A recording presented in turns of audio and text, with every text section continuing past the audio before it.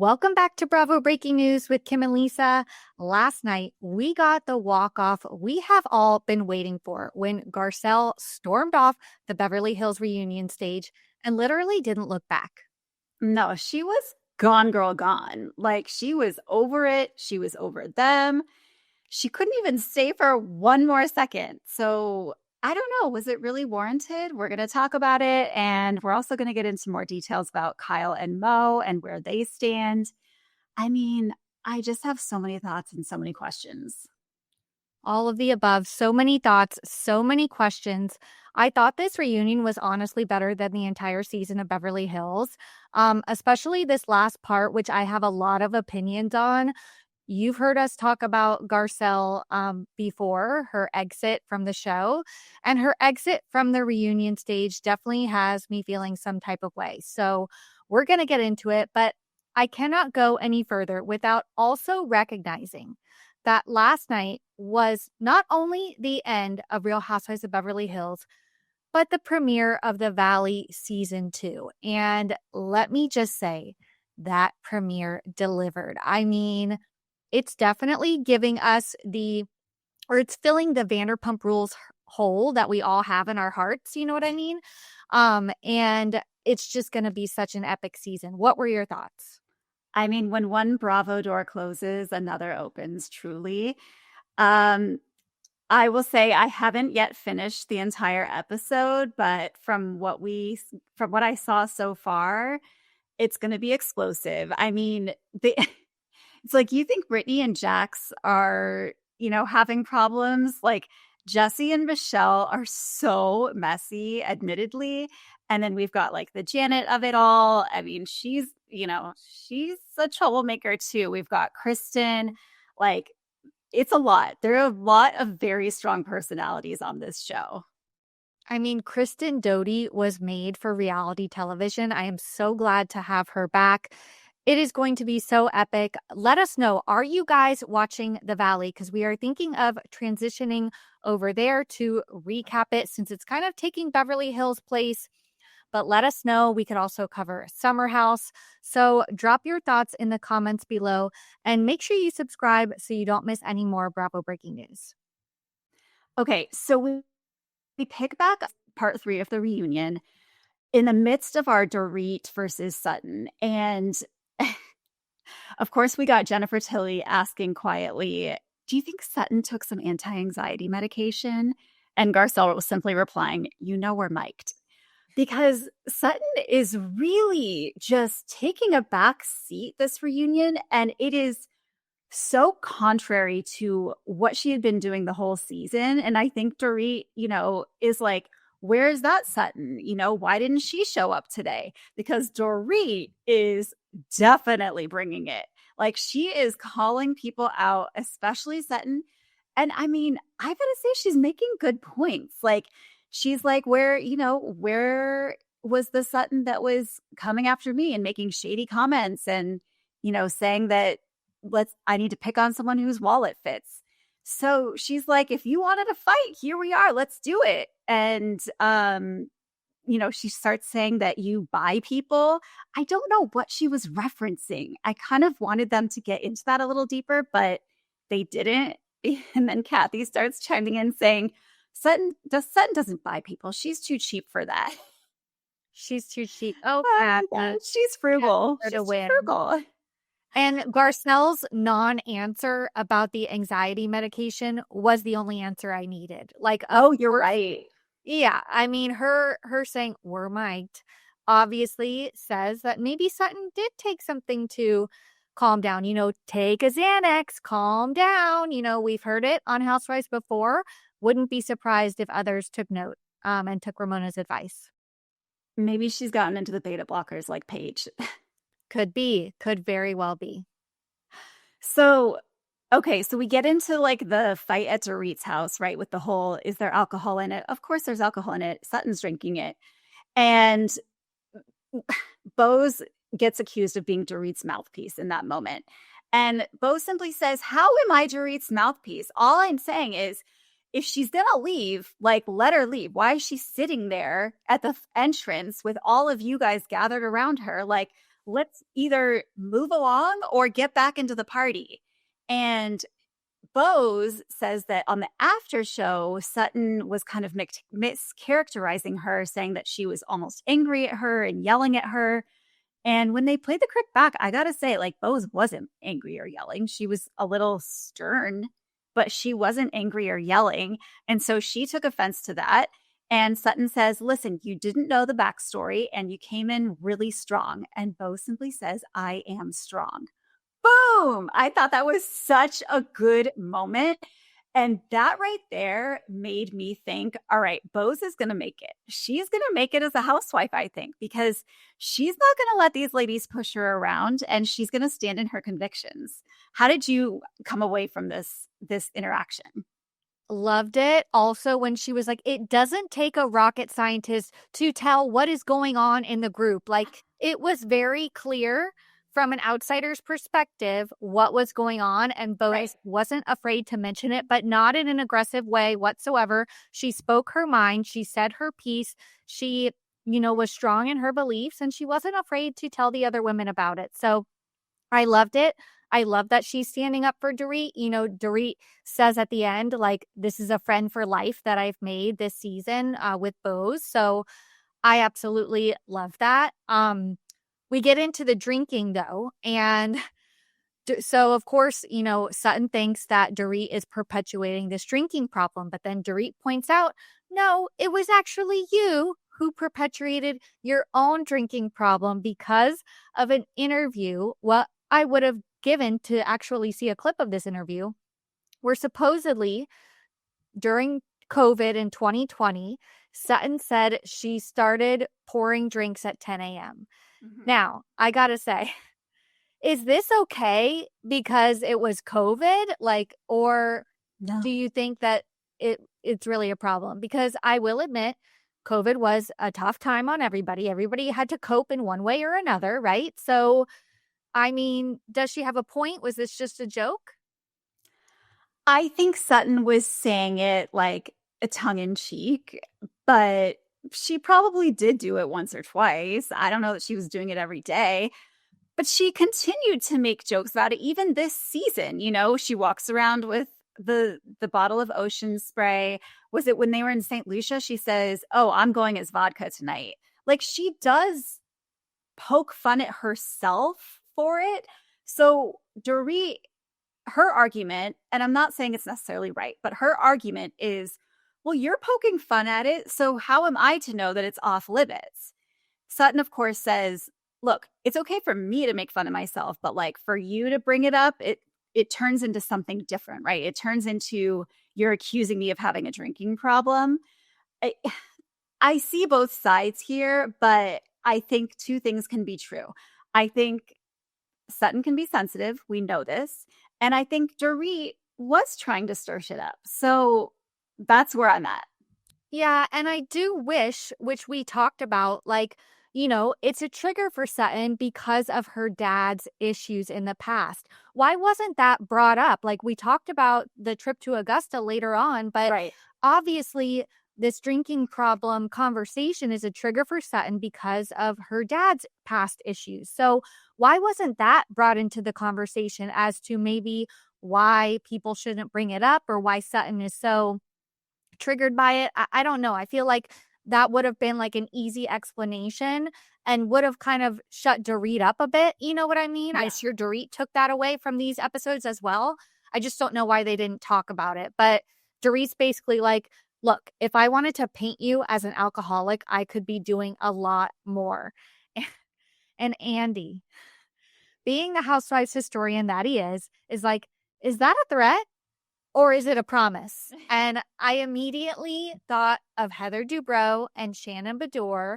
Was that the original time that the threat promise was mentioned? I, okay. I remember it being Erica versus Sutton during the or what argument. I think there's a point where she says something about like you don't want to go there. And Sutton says, is that a threat? And she says, it's a promise. I'm pretty sure that was the first time. And then Heather followed it up shortly after. Okay, But all right. correct me if I'm wrong. Okay, no, correct me if I'm wrong. Sound off in the comments. I immediately thought of Heather and Shannon sitting outside at some gathering like, Right. if you ever come after my family, I will, destroy you. Yeah. And that's not a threat. It's a promise. And I love that. And, all roads lead back to Bravo. I love how Andy kind of tied a knot in that. But yeah, Dorit's going hard. She's going to go harder if Sutton comes after her. And that's a promise. Yeah. My favorite thing is when you can tell that Andy is genuinely having a good time. Because I think a lot of times people get like, oh, Andy's like energy is low. I think he's over it. No, he still loves it. He still loves the mess. And he just loves these ladies. Like, as crazy as they are, he loves it. And so when you see him having a good time, I'm definitely having a good time. I agree too. And he also was very curious, as was I, why Garcelle was so pissed off stewing on that couch. Because Yeah. I'm glad I think he interrupted the segment that he was going to go to ask Garcelle, what's up? What's going Right. on? Why do you feel this way? Right. Because all of a sudden she says, I think I'm not going to answer any questions anymore. And he's like, what? Like, what happened? Did we miss something? And of course, we see it as three parts, right? But in reality, they're there for 9 hours filming. And that first couple of hours was pretty rough on Garcelle. When we think back to part one, it was there was a lot of going after Garcelle. And like we said, she wasn't expecting it. She was not in the frame of mind of, I'm going to be in the hot seat in this reunion. And so I think it totally caught her off guard. And after that happened, she was just like shutting down. And she's just sitting there probably thinking through all the times when people have, wronged her or not been there for her or not stood up for her. And she is like just getting more and more pissed by the minute. So Andy kind of finally digs in and she says, I feel I don't get any grace in this group. Um, I take accountability for things, but like it's not accepted. And then she says, like, no one here has looked at me and smiled, which I don't know what she was referencing. The ladies seemed kind of confused by this because they were like, are you saying when we got here, like no one said hi to you? She's like, no, after that. So I, I don't know. She's saying that the energy felt different and like who am I to question that?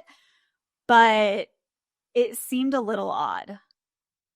It definitely seemed a little odd. Now, in part one, I was hoping, begging there to be more to this Right. story, right? Right. Yes, Garcelle was kind of inundated during part one, but there had to be some sort of, straw that broke the camel's back on part three that caused this. Nope, she was just sitting there stewing. Mm-hmm.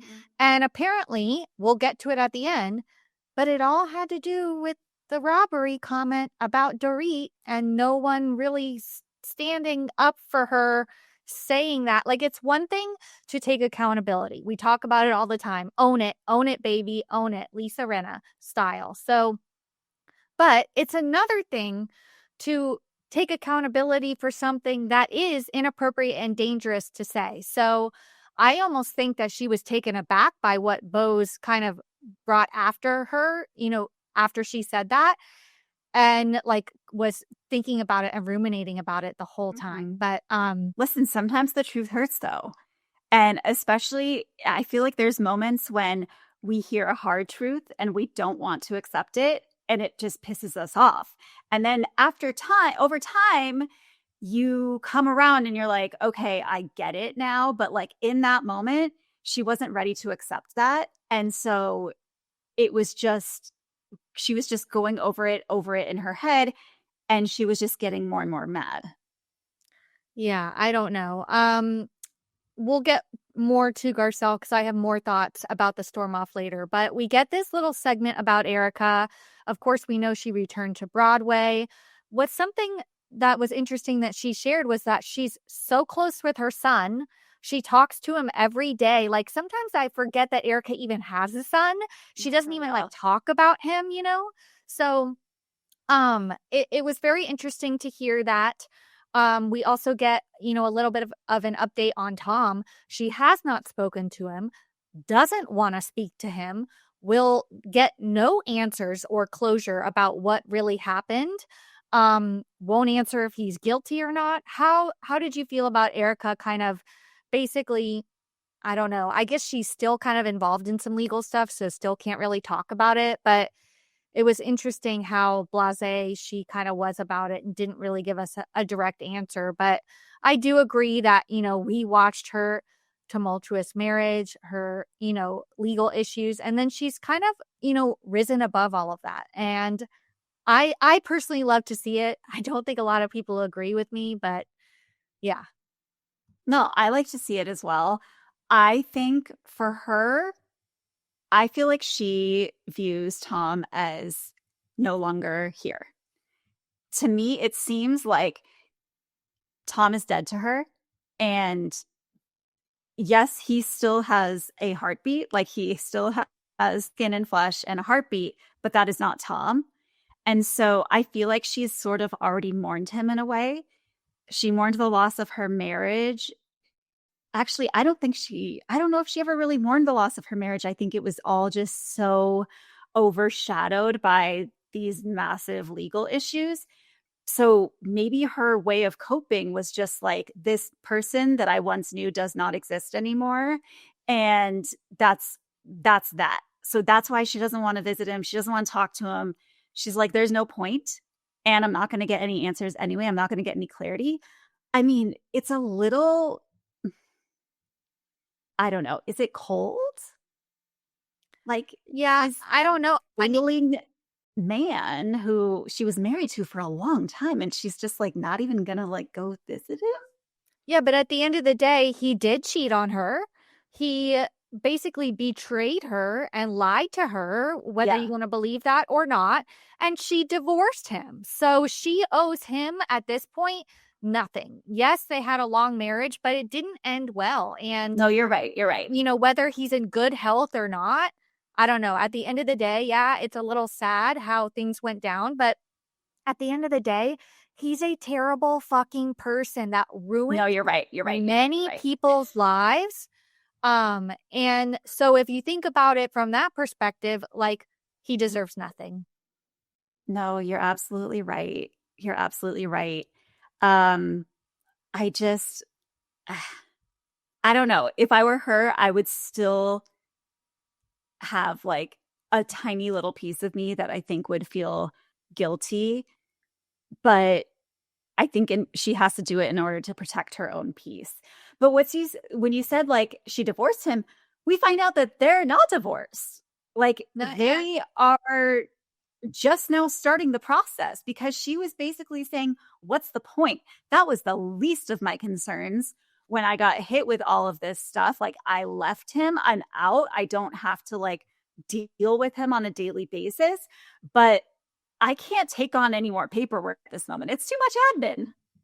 Yeah, it's too much admin. And I think that, let's be real, they need to sort out the finances before they go through the divorce. That's really the main part of a divorce, is to figure out who gets what. Yeah, but And like half of nothing is still nothing, Kim. Like the guy's broke. He has a public defender. yeah, well, I mean, maybe she's holding out for whatever is left, if there is any legitimate money left. Might be. I doubt it. I doubt it. I doubt she has any control over what is going on with that divorce proceeding and how long it's taking, to be honest. So Yeah. I don't It know. sort of seems like she's just waiting for him to die. Yeah. Hey, I mean, you And gotta it's do like, it. okay, one less thing I have to deal with. But you would think if I was in her position, I would want to like get that signed right away, because I don't want to be on the hook for anything that he's convicted of. You know what I I mean? Like, I know, but I'm sure there is a lot of, red tape to get through, and yeah, I don't know. I just feel like this is probably one of the most complicated divorces, um, I don't know, like we've seen. So, oh, I don't know. I think, I do like the place that Erica's in. She still does have is going to face some legal action coming up soon. I think there's a trial coming up for Marco or something about that the 25 million that was transferred into her account. So Right. I do hope that this is eventually done with her. But let's jump over to Augusta because we did get a little bit of a recap of Augusta. And I was very surprised to hear that Sutton and Reba have not spoken about the trip and what they talked about. So I was surprised to hear it, but then when I thought about it, not surprised at all because I don't think that they have that relationship. I don't think they talk about real things. I think it's more of a surface level relationship than we realize.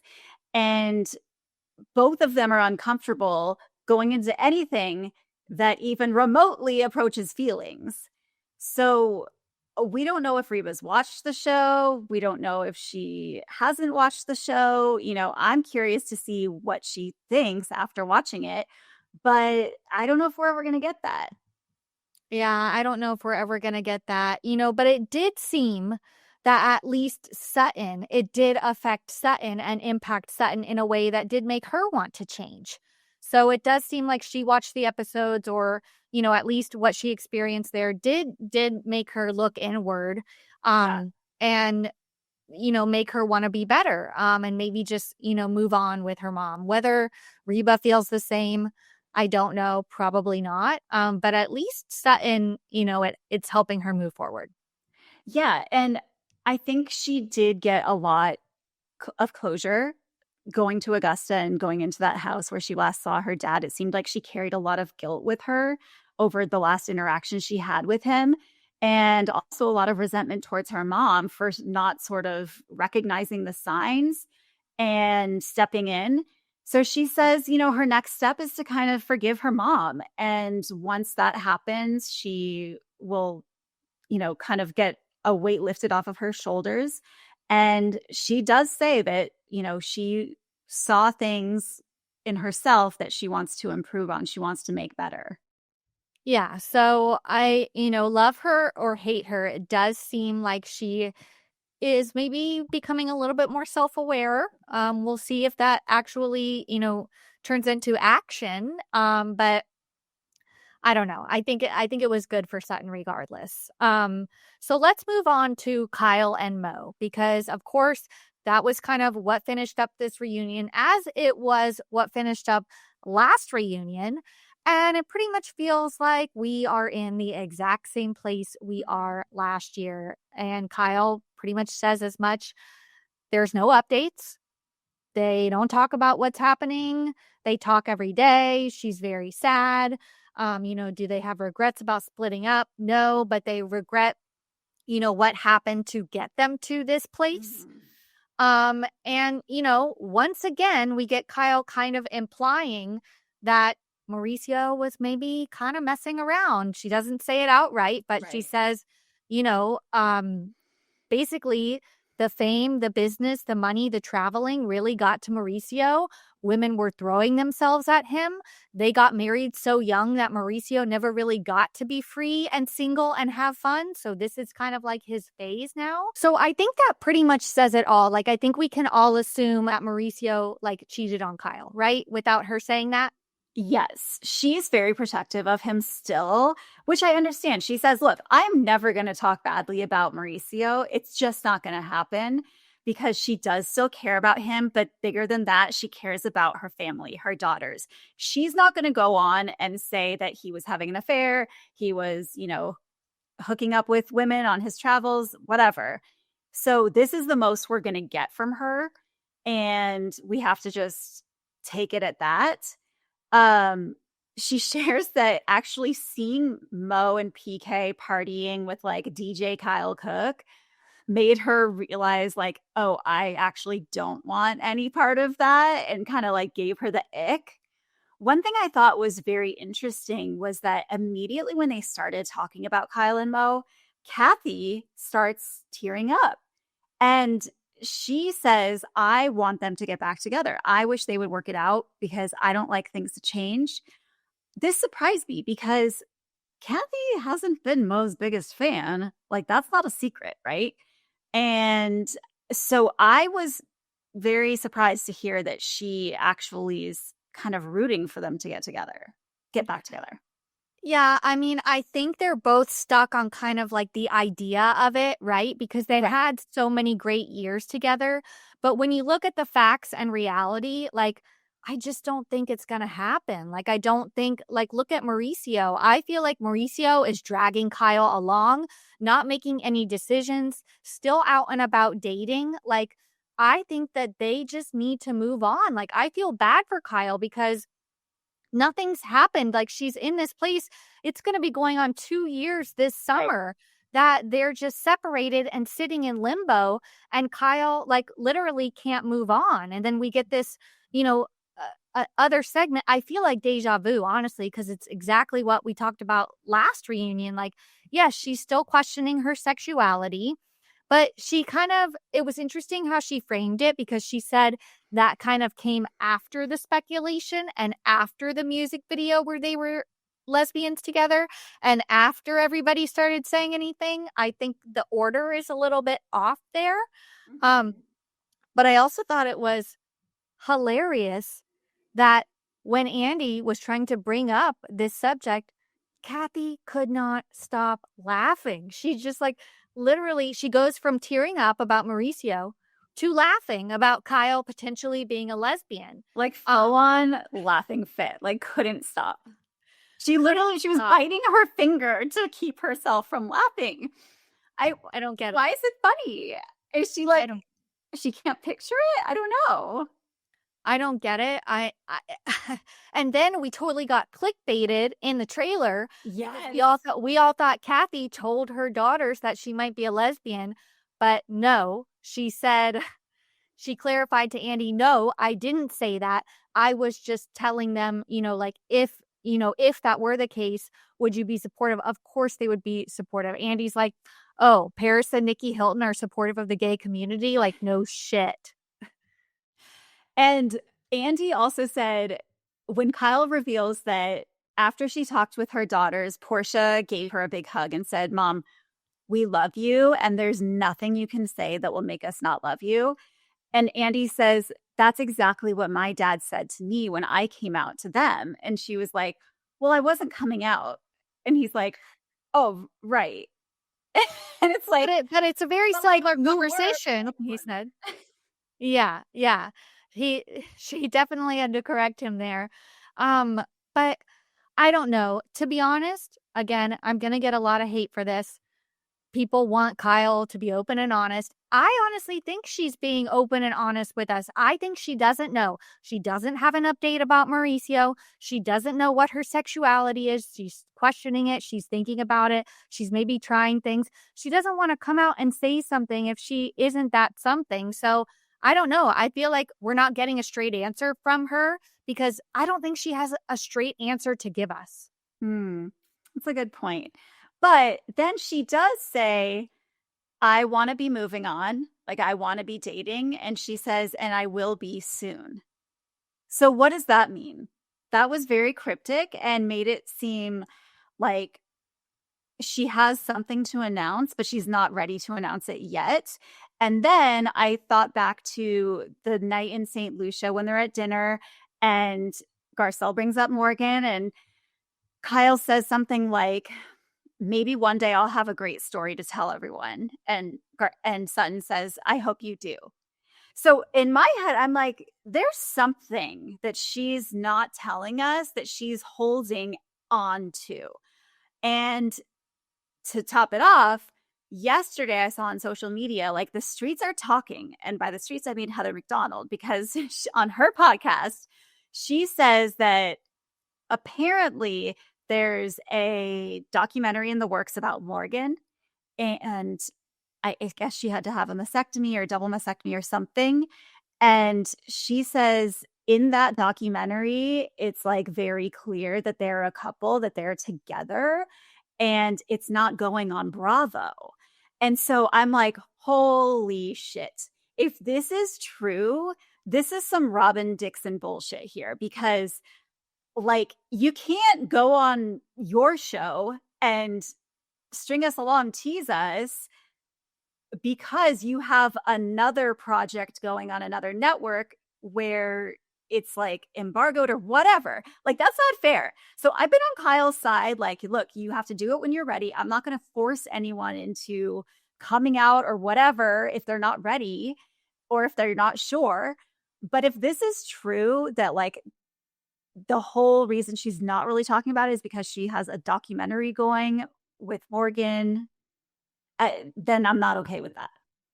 Yeah, isn't Kyle like a producer on the documentary? I think that she had talked about that Kyle's actually helping Morgan like produce and create this documentary, which doesn't make it better, But we've seen it before, right? With what was Mauricio's show on Netflix that got canceled, Right. Buying Beverly Hills? Like, Hills.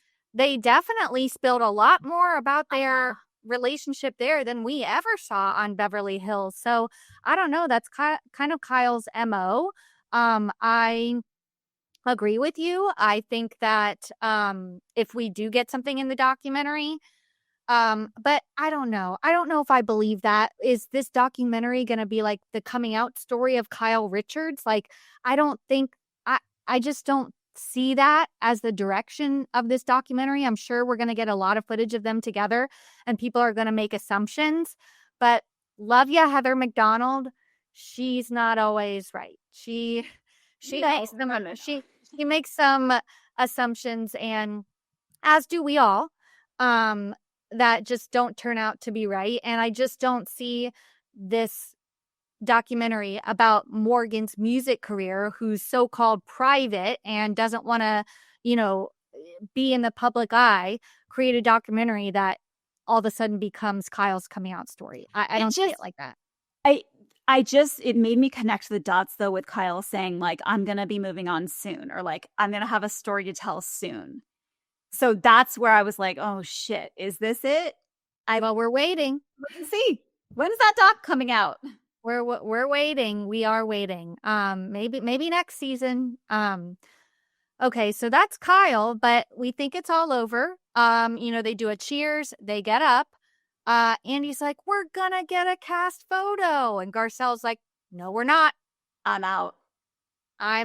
Turns around, storms out, and everybody on that stage is like, what the hell just happened? Like, what the hell? I think Andy thought at first she was almost joking. I mean, I don't know. I guess she was like, I can't hold it together for one more minute with these people. Like, the disdain that you have to not, especially when like this is your job, to just not stay for that one last thing. You're at the 99-yard line. You can't go the extra yard. I don't know, but she is pissed, and people are saying it's telling that Sutton didn't go after her.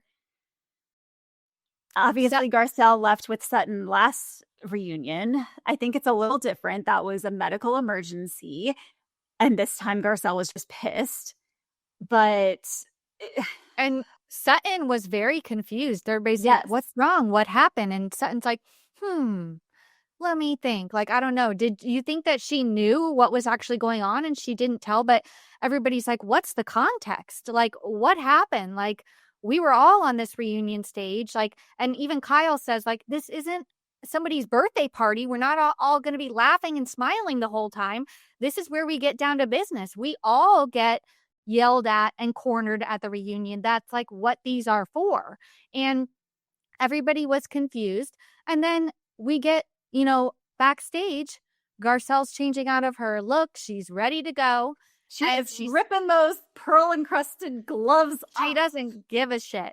The gloves are off. The gloves are off. And she said, okay, here's what she said. She's like, no one understand, or she's like, everybody's assholes. No one said that they understand. Like, when I brought up the thing about Dorit's home, no one said, oh yeah, I understand where you're coming from. So is she saying that she basically quit the show and stormed out because nobody agreed with her that Dorit's robbery could have been staged? Is that it?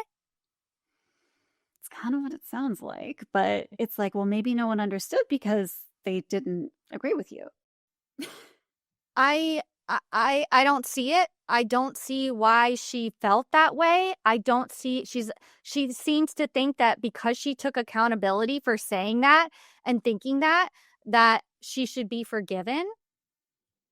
But it was barely taking accountability. It took years for her to just simply say, okay, then I'm wrong and I'm sorry. And that was all she gave. So I'm not quite sure that that's fully taking accountability, at least in my book. But I, I guess this is the hill that she wants to die on. I don't agree. I don't think she needed to die on this hill. I think she has contributed a lot, and I've really enjoyed watching her. And I hate that she sort of left on this note. Yeah, I mean, part of me thinks like she's pissed off because Sutton didn't have her back. She had a lot of strong stances, one about Kyle and Morgan, and Sutton kind of took Kyle's side in that. And then about Dorit's robbery, and I'm wondering if her and Sutton did talk about that behind the scenes and kind of, both think the same thing. But when Garcelle brought it up on stage once again, Sutton didn't have her back. I wouldn't have her back in that case either, but it seems like Garcelle and Sutton are on okay terms. They seem to be, reacting to each other's posts on social media. So there was a rumor there for a second that they weren't okay, which I think would make more sense. But I'm still confused. I don't know why this is the reason Garcelle felt she needed to storm off and quit the show. Like, look, it's okay if you're over it. You're done. This show can be taxing mentally, physically, emotionally. I get it. But if it's really because of this like one issue, like, sorry, I still don't think that it's a good enough reason. But hey, if you can't take the heat, get out of the kitchen, I guess. Get out of the kitchen. I mean, her and Sutton, they were supposed to get supper. They were supposed to get supper. So I don't know. That's how it ends. That's how it ends. So that's the season. What a season. I mean, we started off with the Dorit smoking cigarette that, took the world by storm. And then we ended with Garcelle storming off. So I don't know. How would you rate this? How would you rate this season, 1 to 10? I'd give it a 6.5, 7. Okay, yeah. Listen, I'm easy to please. I really am. I'm not watching every season as if it's a fucking Martin Scorsese movie. I'm here. I'm happy to be here, and I'm gonna be happy with what I get, pretty much. Yeah, no, I'm happy to be at the table, and just like White Lotus, and I give it a solid 7.